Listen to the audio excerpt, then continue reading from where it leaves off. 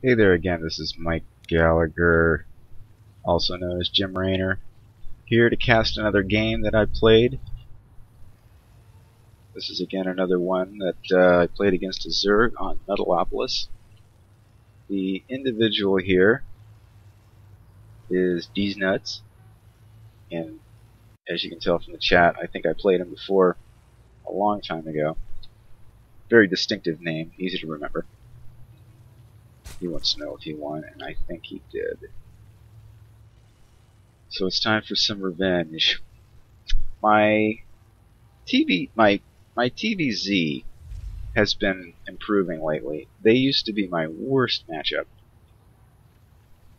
just because my macro focus has not been all that great, but I've been kind of working on that.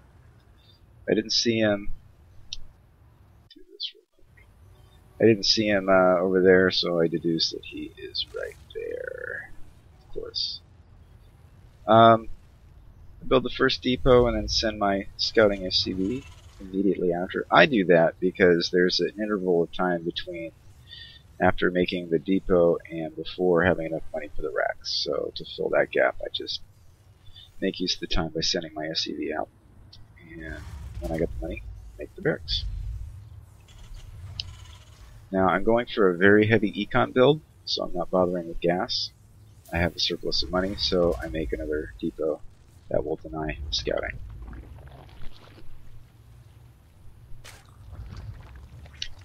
Do a little ring around the rosy, checking the pool time. And if I recall, I think I did another eBay block, preventing him from getting his expo.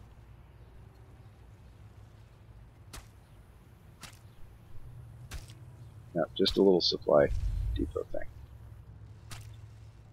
Yeah, I didn't have the money for an eBay. All you need to do is build something to keep him from getting that. I don't think he had the money for it anyway.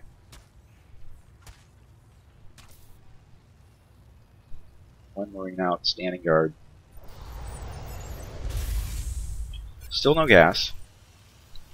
The plan is to get a command center as soon as I can afford it, which is now. I should be doing that. Must have been doing something else. Alright, command center's up. And then the very next thing, again before gas, racks. Want to get about 3 more of them for a total of 4. And after doing that, I want to start creating a wall. I want to create a wall all the way across. So I won't build any supply depots or racks unless it's walling me in.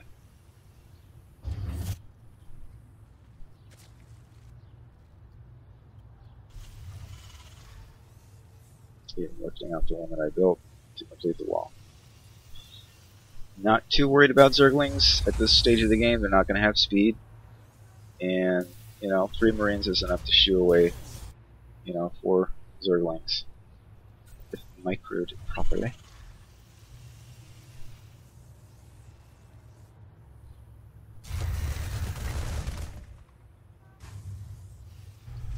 So I've got both towers, which is good. So this build is a lot of Zergs really BM when they see this. It's fairly uncommon. Sometimes it works, sometimes it doesn't. It's really hit or miss.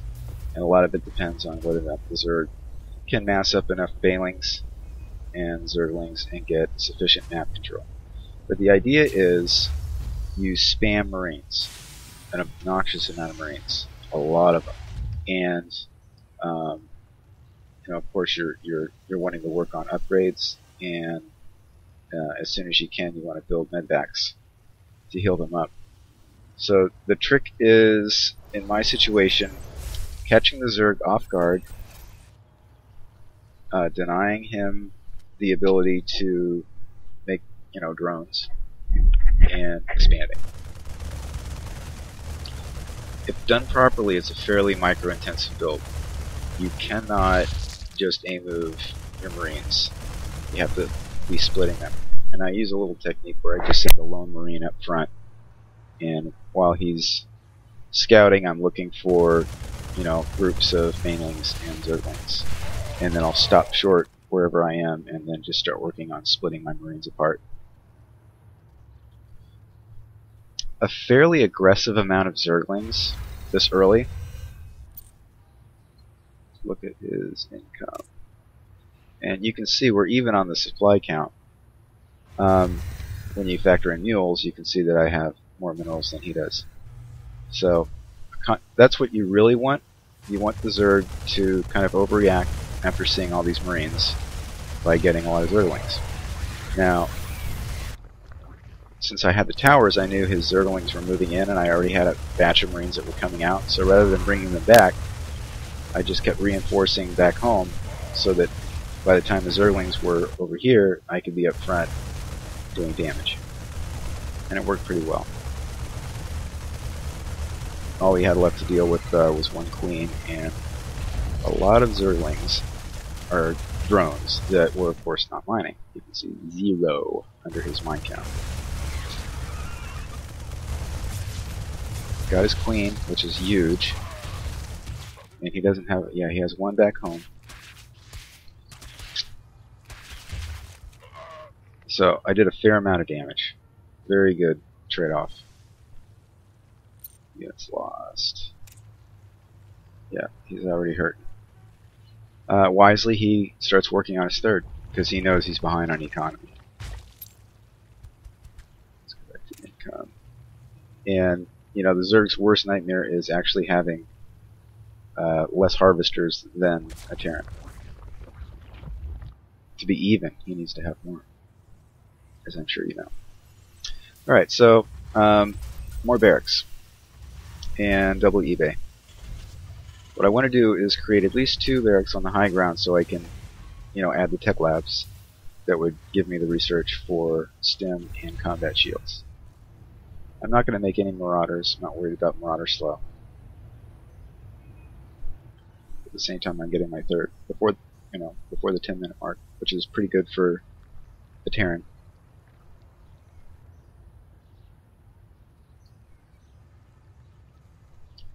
Alright, he's got these guys, so I figured I'll take one of them out.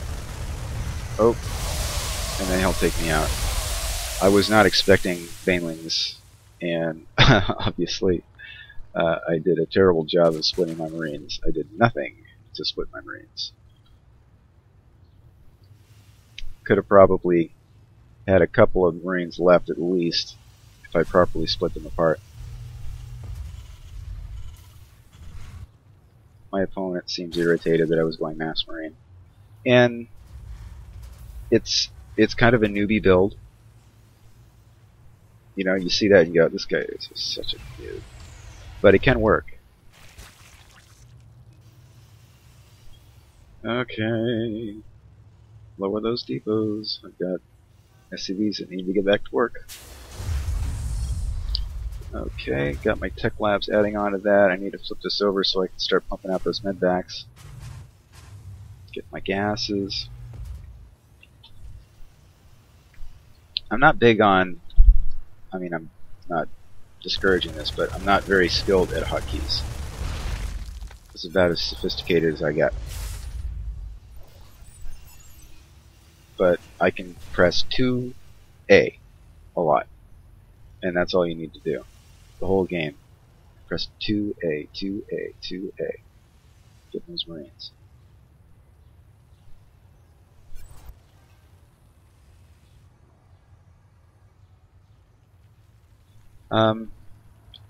This is pretty much all he has as far as an army goes.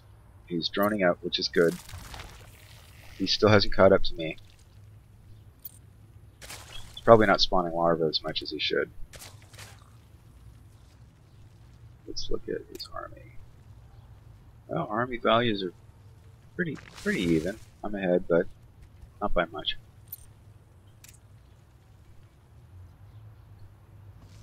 He's getting some upgrades, but so am I. And before I bother with the 1-1, well, I already got the 1-1. Usually, the best thing is these Tech add-on upgrades are actually more powerful than the 1-1 in my experience, in my tests. I've done that unit test map thing a few times, and getting the stem and the combat shield help just a little bit more than the 1-1 that you get in the eBay. Alright, so at this point, what I want to do is I want to kind of just grab the towers, get a little map control, and then just start massing my forces in the center and just kind of having a presence. Because I had such a heavy Marine count, he smartly did not bother with Mutalisks, but went with the Corruptors.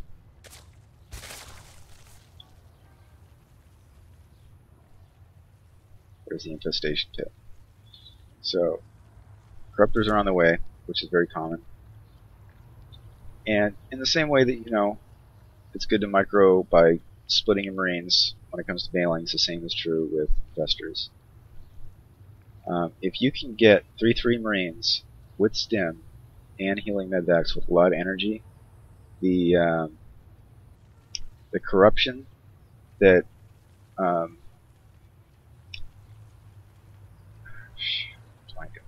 Infestors do hardly no damage at all. But you have to have a buttload of attacks.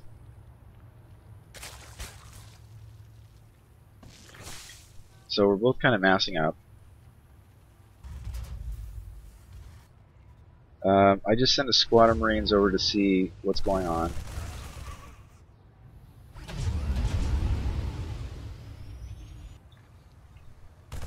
And what I wanted to do here was distract him with just a stupid handful of Marines, get him out of position, and then drop his main. He could easily take out everything I've got, and he practically does. So what I usually find best as a Terran is making use of the mobility. So here I go, I'm going to drop on this main, and that's going to get him to send all of his guys over to deal with it. He doesn't really need all of them, but it's an overreaction, so I take advantage of that by moving down to his third. Lift up, off we go. Very minimal damage done, he's out of position, gives me an opportunity to go into his third. Rather than just moving onto his hatchery, I just split. I start splitting, because I know those banelings are coming. I got my finger on the T, I'm ready to stem. Stem that, and then I stem that. Probably could have waited on the stem for this. Made a little bit of a mistake and moved. I should have just held. So by grouping all those Marines, I lost a lot more than I should have. But the good news is I took out his third, and both of us are virtually back to zero. We have hardly any army at all, except these banelings. But in the meantime, I'm still massing Marines. 2A, 2A, 2A. Have them rallied up here. So I'm on 4 bases, he's on 3. Granted, this one's just about mined out, but still, let's see the income. You know, I'm ahead on harvesters. I don't need to make any more after 74. The problem is you can't really get an account of your harvester count in game. You can as an observer, but I never know when I'm done. I look at it like this. Once I'm capped at 200, I stop making SCVs. So, alright, another art of, distraction maneuver. I just want to send a group of Marines down here and another group of Marines down there. And then I'm going to leave a few here and rally the medvacs over so that I'm ready to do whatever else needs to be done. So these guys go over there. These guys go over here. I got fungled. His corruptors are kind of out of position. He doesn't know what to do with them because I'm all over the map. I mean, I hardly had any Marines. He could have easily taken care of them if I was in one group, but because I'm splitting everything up, it's kind of hurting his focus. He again tries to expand in the center. And I say, no way, Jose. So I dropped them there. I got these Marines, they're ready to go hit his third again. He just got it up and going. Meanwhile, I'm sending another pack of Marines. I tried to lift up, I saved maybe a little bit more than half of them, but at the same time I'm attacking his third.